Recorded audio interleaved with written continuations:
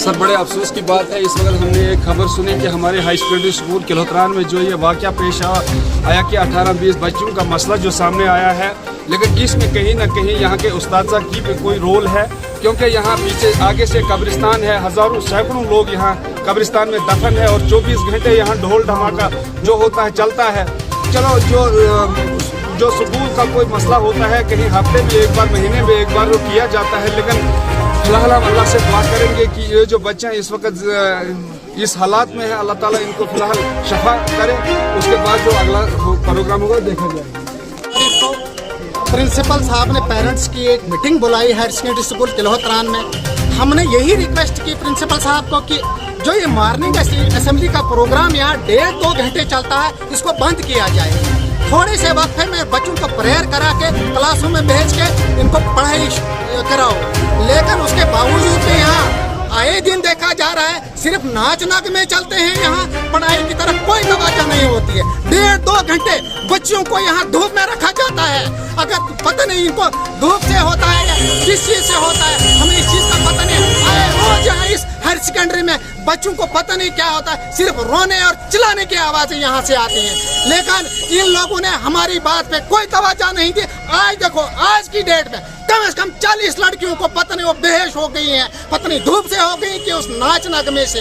पूरे दिन रखते हैं ग्राउंड में, पढ़ाई की तरफ कोई तवज्जो नहीं देता है, इसलिए ये हाल हुआ है। आज पूरा अस्पताल भी भर गया है। अगर किसी बच्चे को कुछ भी होता है उसके लिए यहाँ का प्रिंसिपल और यहाँ का स्टाफ जिम्मेवार होगा।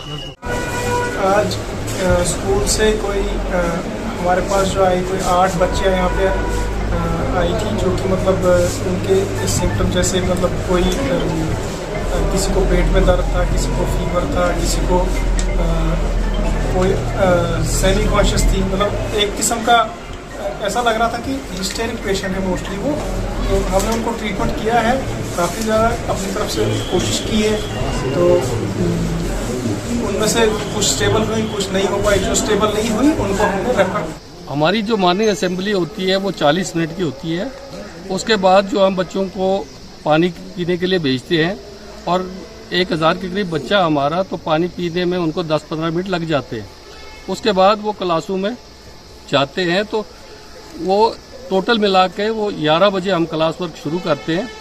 तो 15-20 मिनट जो है हमारे वो लग जाते हैं बच्चों को पानी पीने में और वापस क्लास में। उसको लिटाया बच्ची को, तो ऐसा वो बच्चे जब क्लास में गए तो क्लास में पूरी क्लास जो थी वो बच्चियां जो है रोने शुरू हो गई। तो हमारे पास इमीडिएट जो था कोशिश थी कि वो बच्चे जो हॉस्पिटल पहुंचे ताकि उनका कोई प्रॉपर इलाज हो। तो स्ट्रेचर एक तो हमारे पास था, दूसरा हमने हॉस्पिटल से मंगवाया और 4 स्टाफ मेंबर जो है उनके साथ हॉस्पिटल गए। तो बाकी जो बच्चे यहाँ पे हमारे पास थे तो एक किस्म की भगदड़ सी मच गई। तो हमने उन बच्चियों को संभालने के लिए उन सारे बच्चों को एक जगह इकट्ठा करके काउंसलिंग शुरू की उनकी कि भाई आप घबराओ मत, ये चीज़ जो है ये ख़त्म हो जाएगी, बच्चे ठीक हो जाएंगी, आप लोग सिर्फ लंबी सांस लो। और जैसा थोड़ा सा उनको मॉरल सपोर्ट हम दे रहे थे, तो बाकी बच्चे जो हॉस्पिटल में गए थे तो उनके लिए बाद में स्टाफ मेंबर्स जो है वो उधर गए, तो उनकी पोजीशन जो है तो वो। ये कितने टोटल बच्चियां थी जो अनकॉन्शियस हुई उस टाइम ड्यूरिंग प्रेयर? प्रेयर में कोई बच्चा नहीं अनका, एक बच्ची हुई थी। उसके बाद कितने बच्चों को शिकायत हुई?